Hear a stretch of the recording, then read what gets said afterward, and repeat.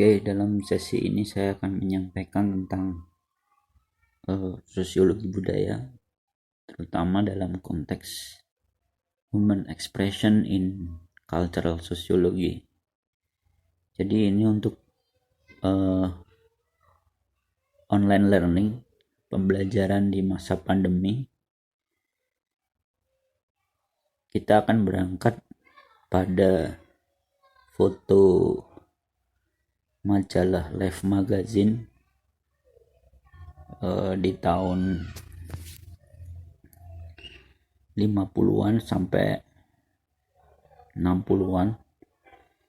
Jadi human expression in cultural sociology itu sebenarnya relate with performance for audience.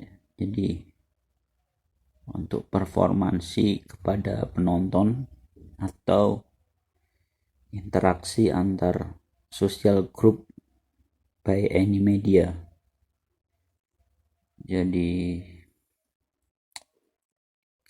secara praktis bisa dalam art performance, yaitu dalam bahasa atau hubungan-hubungan budaya yang sebetulnya adalah relasi yang terbatas oleh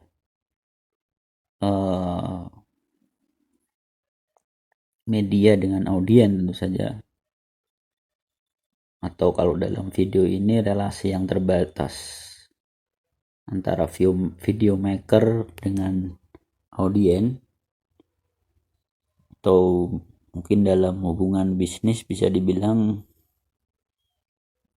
seller dengan user, seperti itu. Nah, secara komunikasi budaya itu perlu menunjukkan keramah tamahan secara tidak langsung atau hospitality gitu secara tidak langsung. Meskipun itu sifatnya terbatas ya, atau relasi yang terbatas, atau dalam sosiologi bisa disebut impersonal, seperti itu. Nah, hubungan budaya yang impersonal itu menimbulkan kesan yang simpatik ya pada permukaan, pada awal permukaan.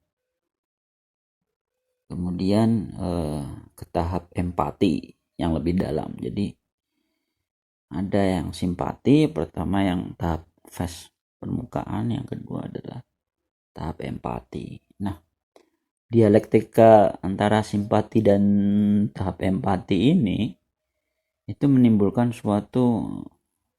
secara dialektis menimbulkan suatu tahap antipati tentunya ya.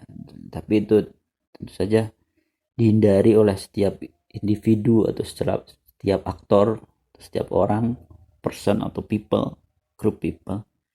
Sehingga dalam menyampaikan sebuah produk knowledge atau produk budaya atau produk ekonomi, itu orang harus mendeliver atau harus performance secara simpati terlebih dahulu, seperti itu.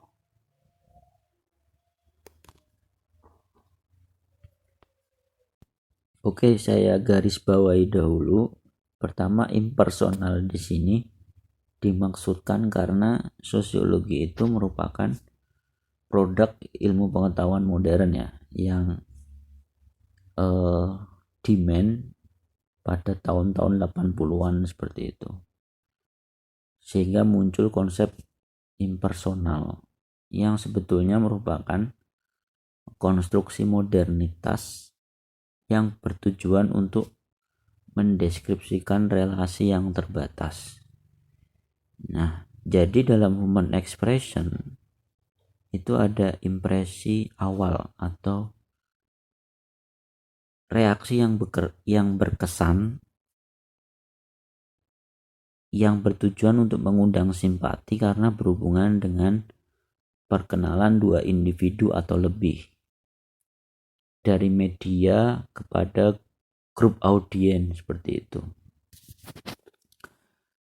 Nah, kita lihat sebagai kajian ya, ini saya menyampaikan foto majalah Life di tahun 1950,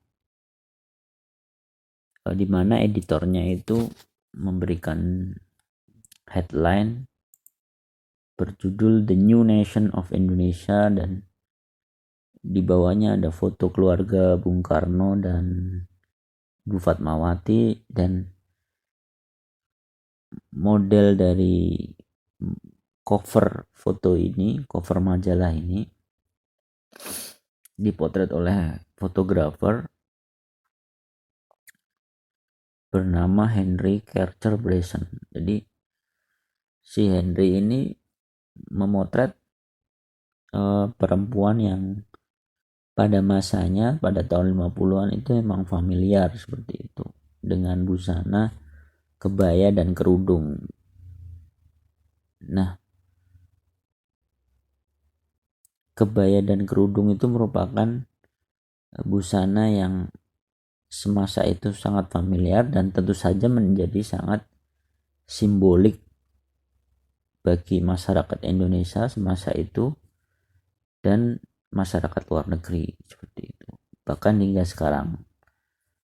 Dan mungkin tentu saja kebaya dan kerudung itu mempunyai perubahan-perubahan seiring berjalannya waktu seperti itu. Nah, perubahan-perubahan kultural atau perubahan kultural dari aspek human expression itu dicatat oleh antropolog dari Swiss ya, dari Universitas Bern, yang melakukan pendalaman budaya Islam di Yogyakarta tahun 2005 hingga 2007. Jadi dari riset antropologinya memberikan suatu konsep budaya dengan pokok-pokok sebagai berikut. Claudia melakukan riset tentang makna dan ekspresi praktik-praktik Islam, terutama di kalangan urban, kalangan muda perkotaan. Nah, si Claudia Nefsalus itu menuturkan bahwa alat identifikasi budaya merupakan penampilan busana dan bahasa komunitas gitu. Jadi kultur praktik Islam dalam Javanese Muslim, terutama dalam kalangan muda perkotaan atau di kampung kota, merupakan ekspresi dalam konteks menerangkan apa itu masyarakat Islam beserta perubahan penampilannya di ranah perkotaan. Jadi ada perubahan penampilan, ada appearance yang berubah seperti itu. Nah, kalau kita lihat dari foto ini, itu kalau muslimah dahulu tahun 50-an mereka menggunakan kerudung. Kalau sekarang kan perubahannya kalau dicatat ya, sebagaimana literatur yang ada, literatur Islamic Studies maupun antropologi, itu mulai ada jilbab itu mulai di tahun-tahun 80-an dan 90-an. Artinya ini ada human expression yang berubah dalam masyarakat muslim, teman-teman, yang harus di garis bawahi, tentu saja, yang harus dipotret seperti itu, yang harus dicatat seperti itu.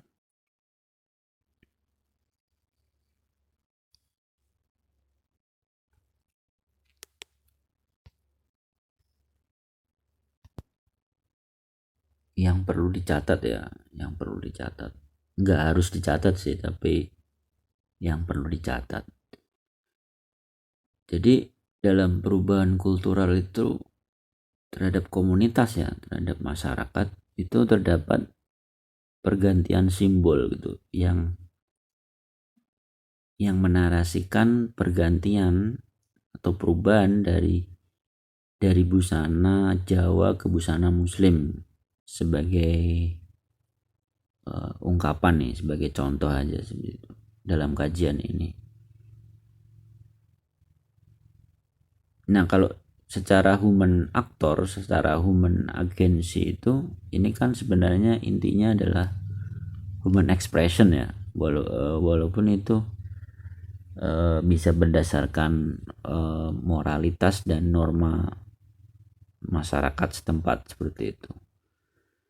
Nah, tetapi dalam konsep perubahan human expression itu yang menjadi dasar dari sosiologi budaya adalah makna pergantian maknawi berupa ketaatan terhadap hukum agama, katakanlah seperti menutup aurat, itu sebenarnya untuk sakralitas manusia sendiri atau untuk menjaga kesucian manusia gitu loh, harkat dari manusia itu sendiri. Nah, tetapi dalam seiring perubahan zaman itu tentu saja ada perubahan simbol dan makna dalam busana. Tidak berlangsung secara cepat sih, tetapi mengalami proses social adjustment atau proses adaptasi sosial terhadap interaksi lingkungan masyarakat setempat, atau kalau dalam ruangnya itu dalam lingkungan kampungnya, dalam lingkungan ruang kampung kotanya. Jadi dari pilar-pilar aktor dan individu yang punya inisiatif untuk melakukan perubahan, lazimnya itu terdapat upaya adaptasi sosial. Bagaimana kalau hasil kajiannya si Claudia Nafsalus itu dalam antropologi Yogyakarta, katakanlah. Jadi dia bisa melakukan etnografi antara tadi ya, social adjustment antara norma kejawaan dengan keislaman. Jadi norma kejawaan dengan keislaman itu melahirkan dua tradisi yang beriringan dalam seni pertunjukan.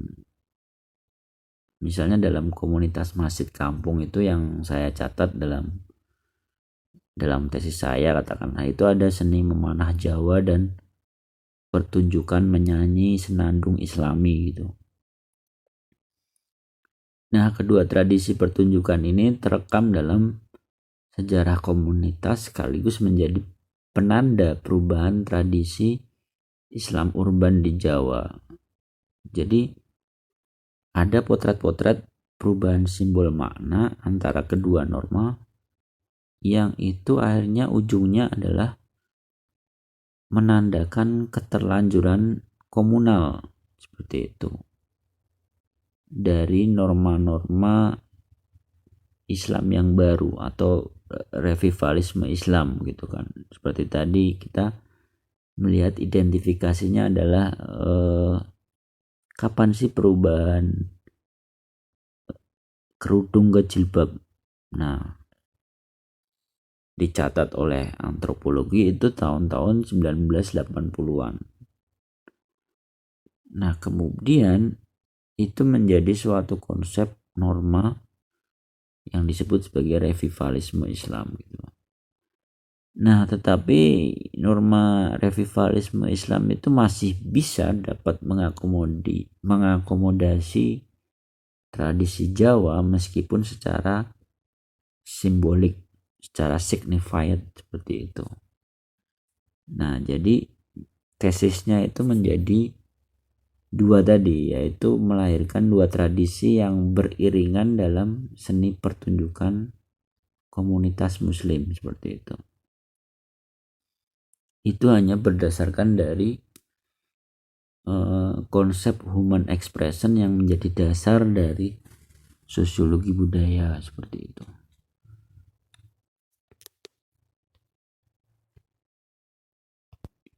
Lalu karena tentu saja ada perubahan kultural ya, ada perubahan zaman gitu kan. Karena tuntutan zaman tentu ada perubahan lingkup perubahan kultural gitu.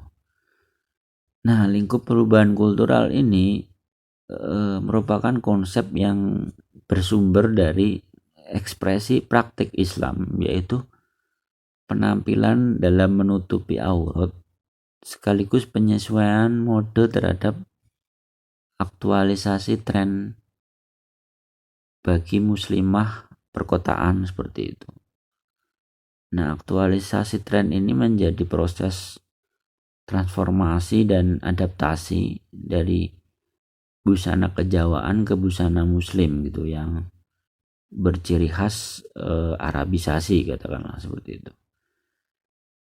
Nah, potret ini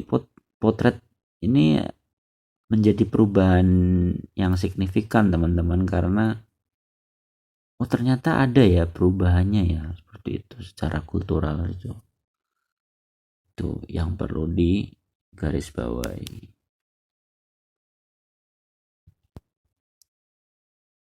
Oke, jadi analisis perubahan kultural itu berdasarkan temuan apa yang itu dikonsepsikan. Pertama, perubahan kultural itu dikonsepsikan menjadi beberapa variabel seperti pertama tuh yang paling penting sebenarnya adalah perubahan bahasa sebenarnya, yang itu kalau dalam komunitas itu menjadi perubahan komunitas, perubahan idiom. Ralat ya, bukan perubahan komunitas tapi perubahan idiom atau bahasa komunitas seperti itu. Kemudian jenis perubahannya itu, jadi jenis perubahannya adalah jenis perubahan bahasa. Kemudian dikonsepsikan, karena bahasa itu bahasa komunitas, dikonsepsikan menjadi perubahan idiom seperti itu. Nah, perubahan idiom itu misalnya nih dalam komunitas muslim ada konsep hijrah gitu kan. Nah, identifikasi dari perubahan kultural itu apa? Dari perubahan bahasa komunitas, misalnya memanggil bapak itu dengan abi gitu, memanggil ibu dengan umi, memanggil keluarga dengan usroh, memanggil saudara laki-laki dengan ikhwan, memanggil saudara perempuan dengan akhwat seperti itu. Nah, itulah identifikasi perubahan bahasa ya, seperti itu, bahasa komunitas.